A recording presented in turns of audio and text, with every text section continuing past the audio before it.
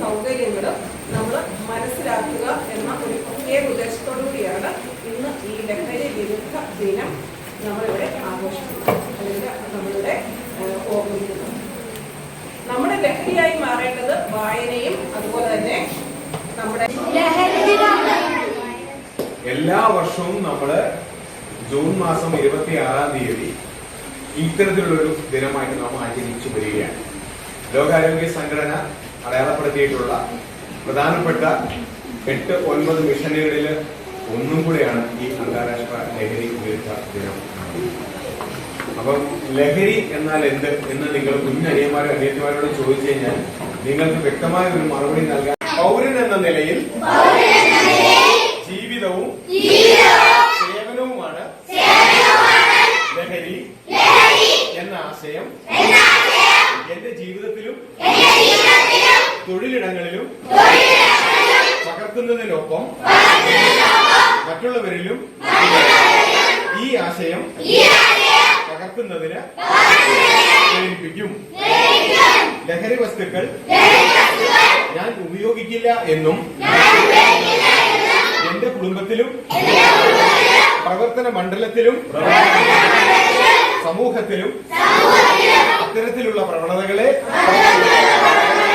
നിയമപരമായി തടയേണ്ടത് എന്റെ ഉത്തരവാദിത്തമാണെന്നും തിരിച്ചറിഞ്ഞ് ലഹരി മുക്ത നവകേരളം പടുത്തുയർത്താൻ എല്ലാ കഴിവും വിനിയോഗിച്ച് പ്രവർത്തിക്കുമെന്നും ഞാൻ പ്രതിജ്ഞ ചെയ്യുന്നു.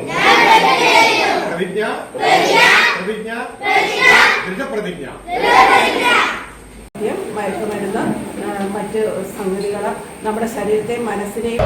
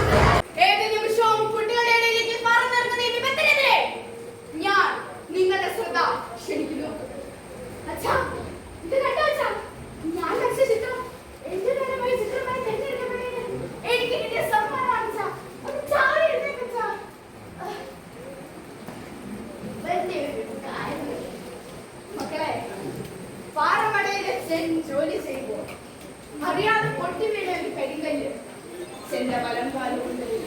പക്ഷെ നീയാണ് മക്കളെ അച്ഛന്റെ വലംകാലം.